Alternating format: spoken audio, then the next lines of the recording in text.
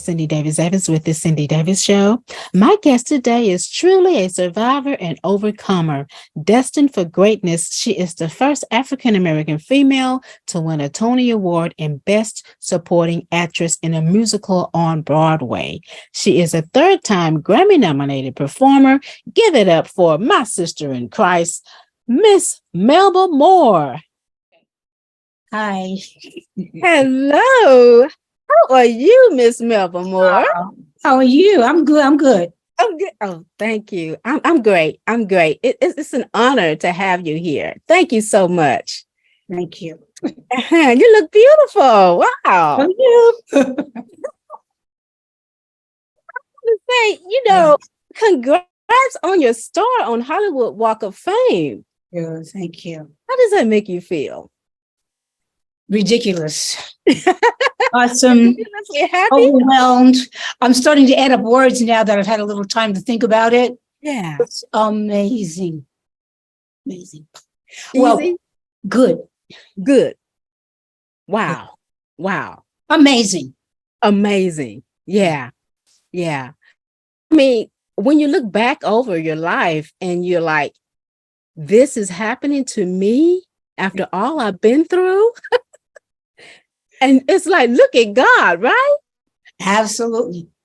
Wow. Thank you. We're starting to get the words. It takes a moment to kind of realize what's happened, Yeah. And you realize you're not in the room by yourself. You got to try to make sense. Absolutely.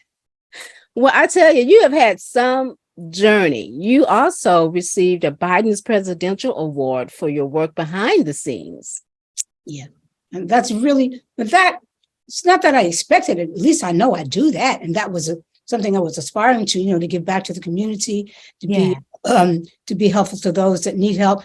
I've gotten so much help, and I still do, to let that be a real major part of my life. So, but that I was awarded for it was a surprise. I wasn't expecting that, but at least I know people know I volunteer, Yeah. Sorry, I don't know about all that. It's just good to be recognized, right? Absolutely. Wow. Wow. Yeah. And being the first African-American female to win a Tony Award. Tell us about Purlie and what you won the award for. It was for your play, Purlie. And what was Purlie about and what was your role? All right. Well, I was not the first person to get a Tony Award. Oh, the first African-American female to get a Tony Award. I'm an old African-American, but not that old. I was the first African-American woman to get a Tony Award in the category of Best Supporting Actress in a Musical on Broadway. Yeah, yeah. Those categories. And my role was supporting actress opposite the great Mr. Cleavon Little. Wow. Who passed away very early in his life.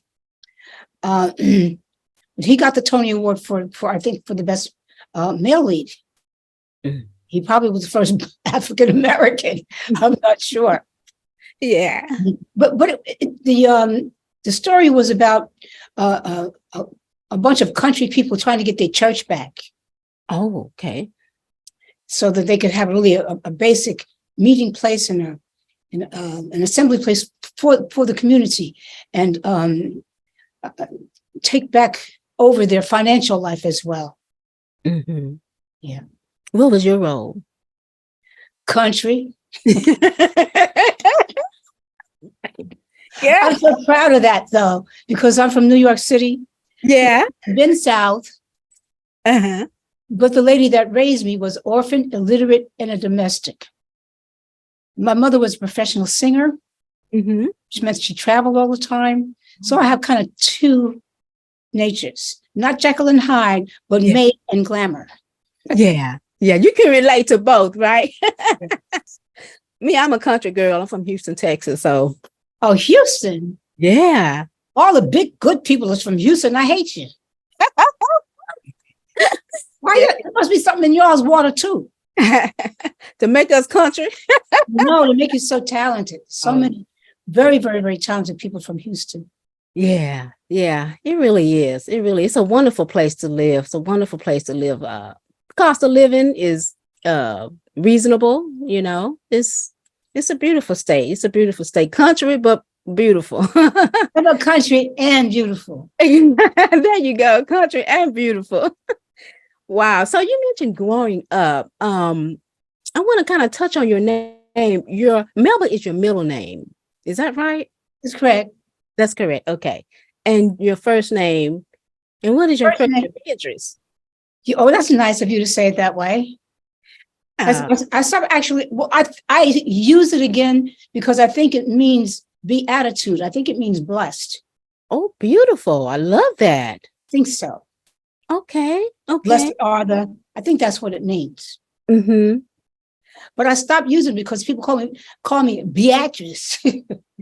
Oh. Actually, the character I played in Purlie was pretending to be Beatrice Judson. I like that part of it, but you didn't ask me all that. But my name is Beatrice Melba. And your last name, where did Moore come from? Well, my mother, well, it's two things happening. Mm-hmm. My natural father is Teddy Hill. And Yeah. you're probably too young to know who he is, but you have to Google him because he was very important to the modern jazz era.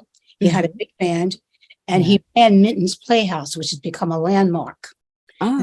That was my natural father. That's important because I get my DNA from him, of course. Absolutely.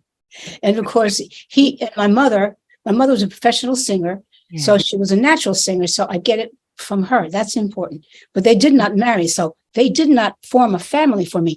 That's very important. Your family is your first community. Yeah, it is. It so is. So that means, unfortunately, like many African Americans, because we came here as slaves, the family is still destroyed.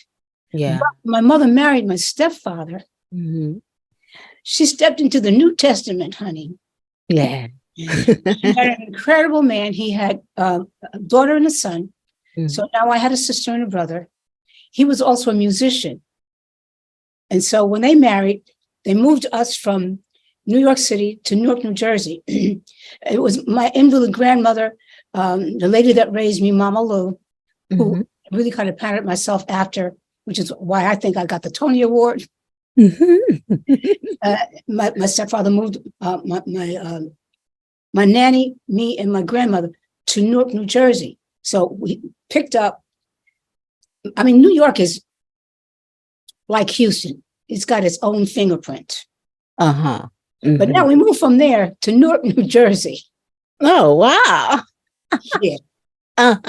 So the culture was extremely different. But in one really important way, now I had to learn how to become a part of a family, community. My stepfather had a son and a daughter.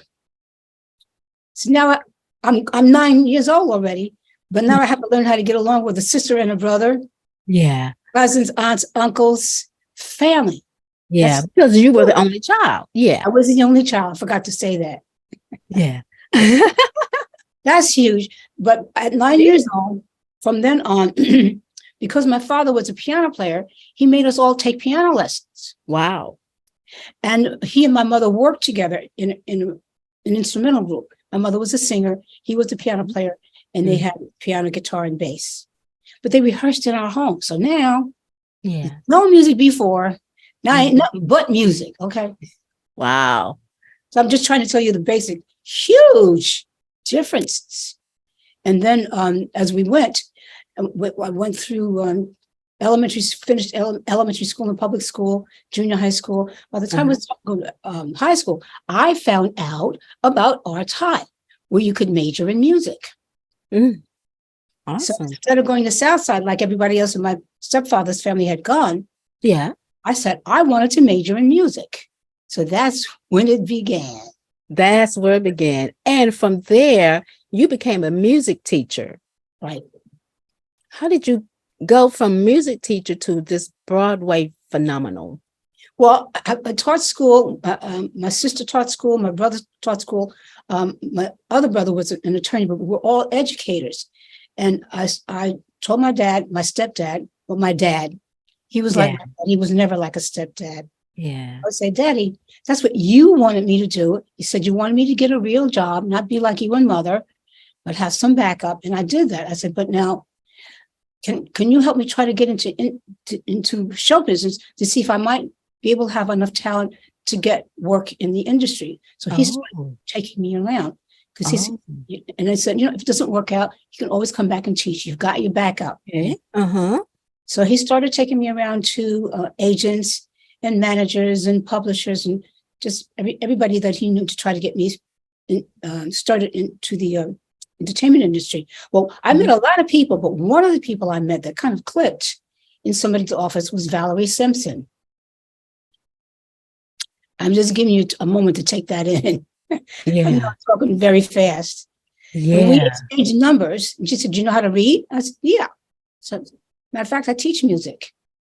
Anyway, she called me and she's got me started in doing session work or backup singing work for all the current recording artists in the late 60s that she was working in recording studios with. That's how I got first into the industry. And I started doing some jingles and that kind of thing. In other words, I was making a living. I was making a very good living, having a wonderful time, singing on everybody's records.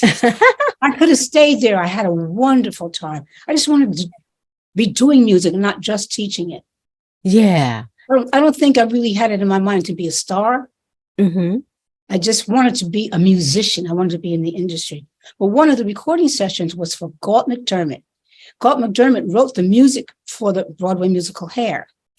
He was the music director, and he was also a keyboardist. So he was recording his own version of the music from the Broadway show Hair. But he being assisted by the other two writers and stars, Jim Rado and Jerry Radney.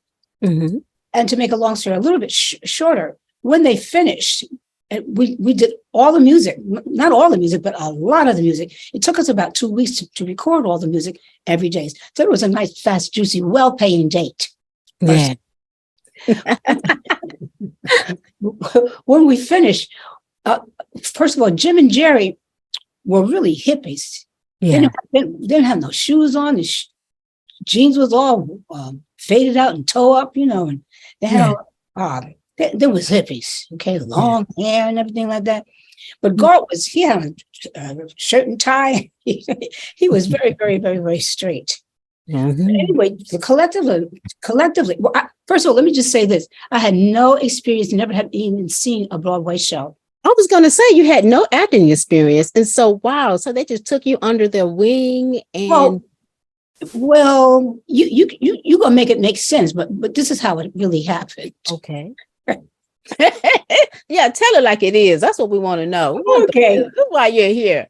One of the real hippie looking guys came up to me and said, "Well, how would you like to do hair?" So I said, like, do hair? I said, "Excuse me? I'm not a beautician. What do you mean do hair?" Exactly. Well, I mean, if you had no frame of reference, then they don't even know how to dress. I'm saying, why don't you at least put some shoes on, dog?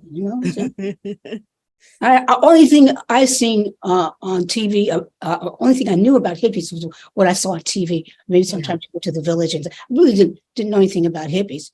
Yeah, but I said, well, no, I don't have no Bachelor of Arts degree in music, do nobody's hair.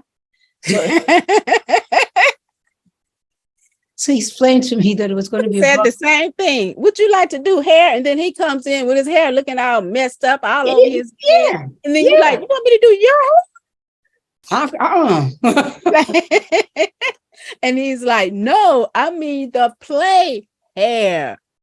I said, well, what play? Right.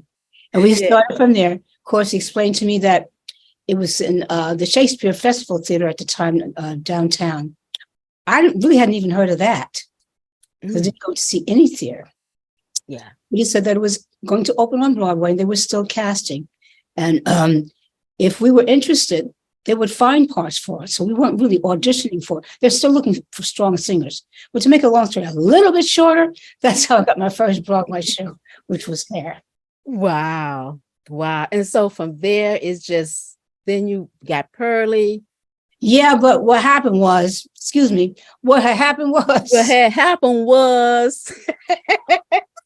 I stayed in the show for over a year, close to a year and a half.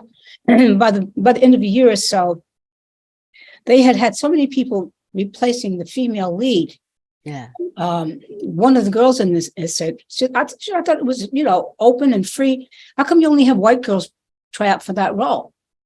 Mm-hmm.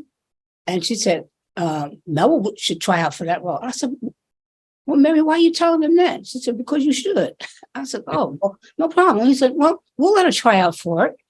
And so they Yeah. trained me for the female lead, and they let me do it during matinees, and it worked well. So I got the part. But in so doing, I became the first Black actress to replace a white actress in a lead role because the lady I replaced was Diane Keaton. Wow. Yeah. Well, that's amazing. So I'm telling you these things because none of these things happened in a normal way. I was going to say, how are these? I mean, there's got to be behind the scenes, there's got to be God working for you and opening doors for you. You know what I'm saying? I didn't have a manager. Actually, I had a manager, and he was starting me out in the Catskills, and I was getting some experience in the Jewish mountains, and got a dress and everything. I knew how to lead my band because I'm a musician. I'm an educator. Yeah. But I was just starting to get some experience standing up singing that. And then when I got this, I got into the Broadway show. And wow. But my manager wouldn't send me up for any Broadway shows. He said, well, you don't know how to act. I mean, it made sense. But I left him because I got in my first Broadway show by myself. Really? That is something. Then after that, I dropped him. So I really didn't even have a manager or an agent. So these doors were just opening for you. And you're like, how is this happening? Right. Right? Yep. And how are you going to do this? It's not like how you're going to do it because you're in it. I thought, oh, so this is great. They're going to teach me how to act on the job. Wow. So that's no problem. But then after I stayed in for such a long while, that's why my friend who was in the chorus of Hair said, Melba, you've been here for a long time. You need to start making the rounds. But because I didn't have an agent, I really didn't know where to go. Yeah. So she's the one who told me where to go to audition for Purlie. She said, don't worry about getting the job. Just, you don't even know how to audition. He told me what the part was. And then up for these, you get the script, you try to learn something about the character, and then as much as you can, you try to look like the character. She said that's what's called typecasting. Okay. You're the type of the character. Okay. She was starting to teach me the lingo. Which hopefully will explain to you how these things did come about, even though I had no clue what I was doing, didn't have an agent, didn't have a manager. I really didn't even know where to go. Yeah. Yeah. And I'm telling you how God was leading me. He was leading it. Through people. He was, you were destined for greatness. So, I know you probably didn't see it then, but over the years, you were able to realize that you were destined for greatness. Well, you say greatness. I'm grateful. Yeah, I get it. I'm not going to argue with that. I guess we'll see when the journey is really fully over. First of all, if I get to go to heaven. That's right, because all of this is just gravy, all of these accomplishments on earth is just, for me, is gravy. It's, because of the eternal that we have to look forward to is just so much more magnificent. Don't you agree? More important. It should determine, what your integrity is, what your goals are. You're saying that I'm going to get an award for volunteerism. What did you do with the time I gave you? What did you do with a fellow human being? Yeah. Did you help somebody like they helped you? Yeah. These are the things I think that if you get to be those things and you accomplish them according to what he says, yes, you get to be great. That's right. That's right. You get to be great. And so what does it mean here in your field when you do receive those accolades? They say you're great. They don't have no doubts about it. And I am so excited. I would never reject that or anything. Yeah. Times when I'm really concerned about what does God think about this. He showed me his hand in it. Yeah. Yeah. Because if he's in it, then Yeah. you're like, thank you, Jesus, and you just keep moving. Because if he's not in it, these things wouldn't be happening for you, especially when you put your hand in his hand and you trust that he's leading you, then you know that this is his will. So yeah. So then you So want to be very respectful yes. because you know you're really dealing with the boss. Yes. And you see it in his life. I mean, after all this time, Yeah. there'd be something really, really wrong if I couldn't see that now. Yeah. And so it's my privilege to share that with you. And of course, then you see it in your life. Absolutely. Absolutely. Thank you for sharing that, by the way, too. Thank you. Thank you so much. You have been such an inspiration to so many people, though. I mean, so many people are inspired by you. Me, one of them. I mean, your voice is just, you have a 4 or 5 octave range. Is that right? Somewhere in there. Yeah. Yeah. God blessed you with that. And so that you can inspire others like you have inspired me. There have been lots of inspirations in your life who have inspired you. One would be, I would think, of course, your parents, your people who showed you the way, and Valerie Simpson, as well as Van McCoy. You want to talk about him a little bit? Absolutely. Of course, for those of you too young to know, Van McCoy ushered in the more recent dance era in called the beginning of the disco era with the disco hustle. He Yeah. wrote that, he performed it, he sang it, he orchestrated. He's just a one-man orchestra and talent. And he was a great, great, great popular songwriter, producer for many, many artists. One of them, Moi? no, the great, Not you? the greatness of Aretha Franklin. Yes. Oh. Yes. He wrote a lot of songs for her. And one of them was on the B side of what we used to call singles, 45 records. Yeah. The vinyl. And the A side was A Rose in Spanish Harlem. Yeah. Oh, yeah. I didn't know he wrote that. I don't know if I'm sorry, I'm not trying to say that he wrote that. Oh, I'm okay. trying to say he wrote the song that's on the B side of that I found. But the A side was the hit. Okay. I don't know who wrote Oh, okay. What was the B-side though? You B side remember? was Lean on Me. Oh, wow. Okay. There are 2 Lean on Me's. One is Bill Withers, Yes. which is a Yeah. great song. In America, we have so much great music. It's unbelievable. It is. On the B side was a song that Mr. Aretha Franklin, several other people had sung it too. But Yeah. Ben McCoy wrote that. I didn't realize that he wrote that. Okay. And I found out that he wrote it.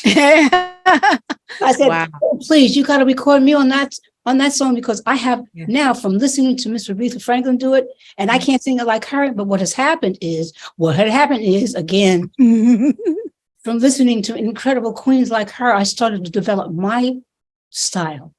And what was going on, and some of these long high notes that I have now were starting to come. They weren't there before. Yeah. And I started to see how could I sing Lean on Me, because the lyrics are so moving. Anything Aretha sings, of course, is. Yeah. I developed an arrangement of it. I gave it to Van. Then he orchestrated, he put all the different, but it's basically my arrangement. So I started in a certain place, and then I start to build it. And then I do these high, long notes and everything. And now it's become my signature piece, but I got it from Aretha Franklin and Van McCoy. Amazing. How do you determine what songs you want on your album? How do you determine that? Well, after all these years now, I get a little help. Yeah. For instance, my current album is called Imagine. Yeah. I said yes to all the songs, but I didn't pick any of them. Matter of fact, we were in COVID. We were shut down. We weren't really doing anything. Mm-hmm. And my daughter Charlie, need to know her name because I'm going to be bantering it about a lot. You own her record label, is that right? Right. Yeah, great. That's a beautiful thing. Continue. I'm sorry. That's okay. She started bringing me these songs to listen to during the COVID. That she Wow. thought were really nice songs, and she thought were good for me. And they kind of added up. And I love them all. I said, we can't do them all. So she helped me kind of pare them down, and she helped me decide which was going to be first, in what order, and why we were doing each one. So I said, Shirley, you kind of like what we used to call our A&R person. Yeah. Artist and repertoire. You help us find the songs and pick them out. I said, would you like to head this project? She said, well, I don't know. Yeah. So she went and got her Uncle Bo Huggins, which is my ex-brother-in-law, because my husband and I were divorced. So the family was scattered. We weren't really working together. Wow. But of course, the family really never goes anywhere. I mean, it's just ain't where it was. Yeah. So she had been, of course, spending time with her family and with her Uncle Bo. And I didn't realize that she was developing this heart and ear for really the business aspect of the music. So she and her uncle determined that I should record these songs. And so I said, well, they sound really, really, really, really, really, really, really good. And they seem like they're for me. But let's take one song at a time. Yeah. That's what we did. And we recorded them all. They all sound wonderful. They sound to me, but they're not like anything that I've really ever done, which means that I'm growing, which I think means God's got his hand in it again. So get another perspective of yourself from the next generation, along with those that have helped you develop into who you are. And so you're relevant. Yeah. Wow, you are relevant. That album is phenomenal. I love it. I love Imagine. Every track on there is you. That's Charlie. Evolved. You should know me, but better than my daughter and my ex-brother-in-law, who they helped me. Not Charlie, but her brother and her dad really developed my recording career. So what God has done, we messed everything up, but God put it all put it back together again. Put that mess aside. Do what I told you to do. Leave the rest, and let's see what we have left. This is what we have left. And so your new single, It Seems to Hang On, was by Valerie Simpson. Did she help you produce that, or? My daughter brought it to me one day. Yeah. We were riding around in one of her cars. How many cars does she have? She's got a couple now. Okay. She's learning business real well. Awesome.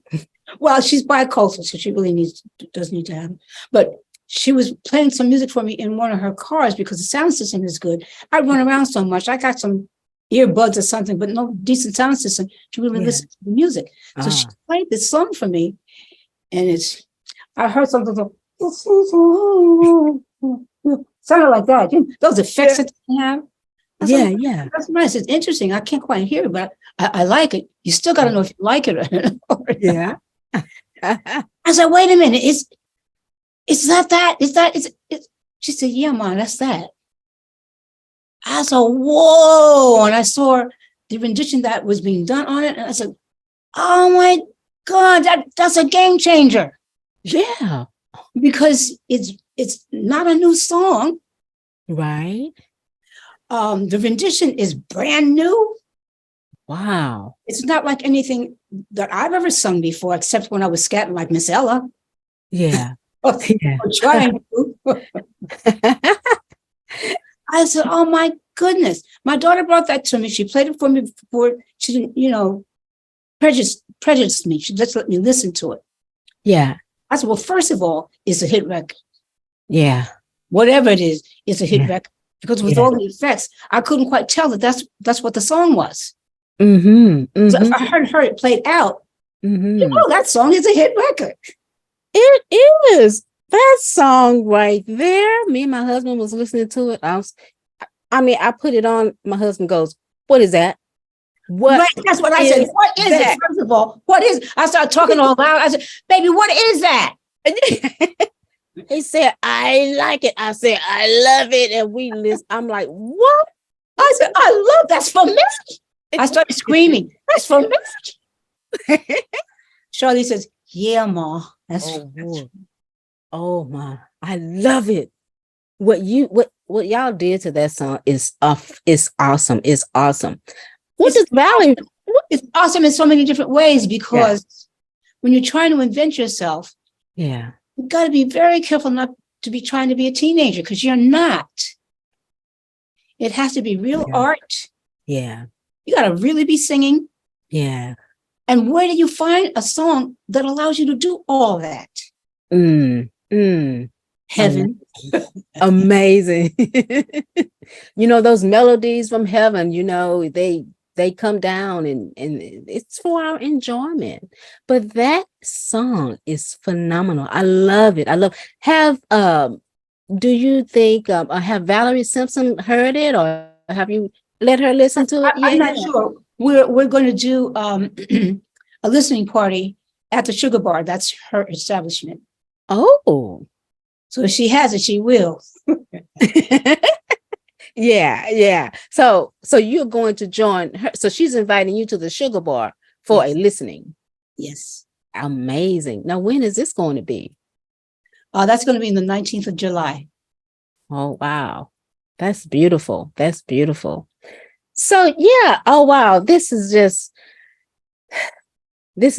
such a wonderful conversation. Can you tell me, this is like coming up on the 50th? Well, last year was the 50th anniversary of the Melba Moore and the Clifton Davis Hour. Oh my God. I'm that old. No, I'm joking. Thank you, Lord. I'm not going to joke. I know you're not complaining, but you know what I'm saying. But anyway, what was it like back then? I used to watch that show and I wondered, oh my goodness, I just wanted to be on that show. I'm like, oh my goodness, these are Black people. Because when you see Black people on television, it's like Black people, they have their own show. Like we're on Mars, right? Here they come. It's some Black people, y'all. Everybody come on. Right. Black people. So what was it like working in was it a lot of pressure? Was it a lot of what was going on? Tons of pressure. Doing that show. Tons of pressure. We were in love. You were in love. Neither one of us had done any TV before. Wow. Clifton was just about to come out of the chorus of Hello Dolly, which was then starring Pearl Bailey. Ooh. And Cab Calloway. Yeah. And so y'all were used to Broadway, not TV. Used to nothing. It was like every day was Christmas, right? Yeah. And you were a child, really. And guess I was about 10. Oh, great. You were at a great age to watch that show. It was so exciting and so nerve-wracking and so scary because and Clifton was getting ready to go star in his first Broadway show, Two Gentlemen of Verona. I was already starring on Purlie. One of the stars in Purlie. Really? While you were doing the show? Yeah. I didn't realize that. Yeah. That's the thing. Everything was happening at once. All at once. I can't imagine. That's why my eyes are still big. When you think about it, you was like, how did we do that? How did we even? God, thank God we didn't know. We just, okay, yeah. And of course, you probably know or remember seeing that it was during that time that Clifton wrote Never Can Say Goodbye. Mm-hmm. Mm-hmm. So he was exploring writing songs. He was going to be an actor. He was going to be a dancer. He was going to be everything. We was going to be everything. Yeah. And y'all ruled though. I mean, y'all, when we looked at you guys, like Black people, I mean, it was just y'all had chemistry on television. Right. We did. You really did. And I guess that's a reflection of what you really had in real life. I believe so. I think God's hand was just on us and we were so excited and, so young and bright-eyed and bushy-tailed, and Right. That's what young people supposed to do. Try. exactly. Try. Try. You And don't know anything. yeah. What they're supposed to teach you. Well, you did a lot of firsts, Yes. firsts, acting firsts, play first, you've done it. It's amazing. It's amazing to me. And so now as far as for your Walk of Fame, I want to go back to the Hollywood Walk of Fame. You had was it an anonymous donor that Yes. donated you $55,000 to your cause? Don't make me hit myself in the head. I don't even understand that. That's amazing. That's another one of those blessings that God is saying, look, you've been through enough. I'm going to reward you because of what you've been through. And, Absolutely. But I also think he's saying, Melba, you've been here for quite a long time. Yeah. You see how volatile it can be. Mm-hmm. You see how vulnerable you are and everybody is. Mm-hmm. Calm down. Be careful. And make sure you don't do anything to harm yourself or to fall off the rails again. The story of my success has been keep getting up, keep trying. But now you are a mature person. You've got to make some order and sense out of this. First of all, because I gave it to you. And at this point, I'm going to give you some wisdom if you'll be still and let me teach you. I'm going to put you around people that now know and will have the honor to help you. Like this person who's making the donation. This is a person who's extremely skilled in business and entertainment. Whatever the relationship is, you teach him and you teach you. He's much younger than you, but he knows the industry the way it is now, and he's very successful at it now. And I'm not sure you still know that yet. But it's time to learn and from a higher level. Amazing that you can be so humble. So this process, though, of getting the star on Hollywood, is it a long process? Explain to us how the process works. Apparently, it takes several years. Yeah. You have to go through several different trainings. It costs a lot of money. Yeah. I think anybody can pay it, but usually somebody pays it for you or helps you pay it. And then you have to keep it a secret for a while because they want to be the first ones to actually announce it through all of the entertainment media that are their connections, their relationships. And of course, scuffling around like I have for the last 50 years, I learned how to do publicity. So they said, no, Ms. Melba, you can't do your own publicity right now. You have to wait till we tell you first. Oh, okay. Yeah. So and there are upper echelons and things that, they have in place. And so that's good for me because, when you're always kind of almost in survival mode, it's not that doesn't matter, but in a way, it doesn't matter for you. If you don't do certain things, you're not going to survive. And so if you don't survive, then you're not going to thrive. But now he's saying to you, Melba, calm down a little bit. Say slow your roll, huh? Yeah, I've got you surrounded by some really good situations and people so that all of the things that you've been able to do over the years, they're accumulating now.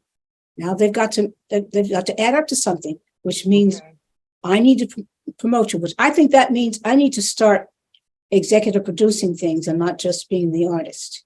Yeah. So I need to take a part in the structure of things and really, in a way, not really audition anymore. Okay. I don't think anybody really knows what it is I am. I think I do. So for me to go around and make the rounds and say, oh, yeah, they think they don't know you. Because a lot of the things that I've done to make me survive and become a respected entertainer and actor, I've never done for an audition. Wow. And more than likely, I should do in some kind of a showcase or some kind of a piece that's created for me. But I'm going to have to let people know what it is I am. I guess I think I have a natural humility. It would never occur to me to promote myself and be the executive producer. But you have to do that. Yeah. You have to do that in this business. In this business, No, in any to business, stay relative. you gotta Yeah, come up. especially You have to come up out the mailroom at some point and come up into the office. You have to do that. yeah. Can't stay down in the mailroom. How are you able to survive? You hit rock bottom. How are you able to come back from that? I guess one of the things I did was let the Lord teach me how finance really works. Okay. So, how do you make money? How do you determine how much you need? What are the basics? And then how do you generate it? How do you take what you have and multiply? And he says, give and you'll get. We usually think, okay, go get and save. But he doesn't say that. You keep getting and saving, it'll keep going away. Yeah. So one of the reasons I always give is because I'm not, he's going to make sure I get. And then I learn how the world system of finance and business works and how it applies to every business. Well, you are a survivor. How you First, you have to survived. I'm sorry. Go ahead. I said first. I'm just reiterating. First, you have to survive. Yes. That's first. Yeah. You got to make sure you don't stay on that level. Mm-hmm. So the only way that I can tell you is that have a generous heart, even before you have money. Yeah. About somebody else's welfare. That means you have an opportunity to possibly partner or fellowship with someone else and look at things from their point of view. That perhaps may give you an idea to develop a product. It should come out of that, not I want. That's the spirit of it should be, I want to give. That's it. I totally agree. Now, speaking of what you're doing now, I think you are going to be on a sitcom coming up, Kim and Niecy. We're hoping for that, but the writer's strike has kind of stopped that for a moment. Hopefully it will pick back up again. So that's what I'm saying. Like, that should happen. But if it does, I better be ready to do something. Yeah. So you kind of stay in that survival mode because of what you've gone through. Right. When you look over your life, and what would you say to your younger self, to your 21-year-old self? Do like your mom and daddy said, get a good education. Mm-hmm. One of the best things you can do is be an educator, because then you become a student. Yeah. Then see if you can do what you want to do. If you don't know what that is, just start looking and searching. Ask some people around you to help you. Yeah. And ask the church. It's the church's job to help you. Absolutely. In order to try to figure out or help create workshops so you can experiment with things. Yeah. Did you have anyone special in your life, Melba? I do not know. Oh, what would you say? How do you want to be remembered? Oof. To be honest with you, I think of things that I think sound intelligent, but I don't really know. Because I think would have to see myself from outside, which I don't think I do. Yeah. Of course, I want them to think I'm pretty. Yeah. What would be your legacy? Legacy? What would be your legacy, you think? Your music, maybe? Oh, absolutely. I think that's been the centerpiece. I think that's been the anointing. When I say the anointing, I really learned to sing much, much, much better because God's presence was there. And so he would allow me to love that so much until I would just take care of it and learn it, and then realize how that relates to my spirit and my being and my body. And then, of course, to other people.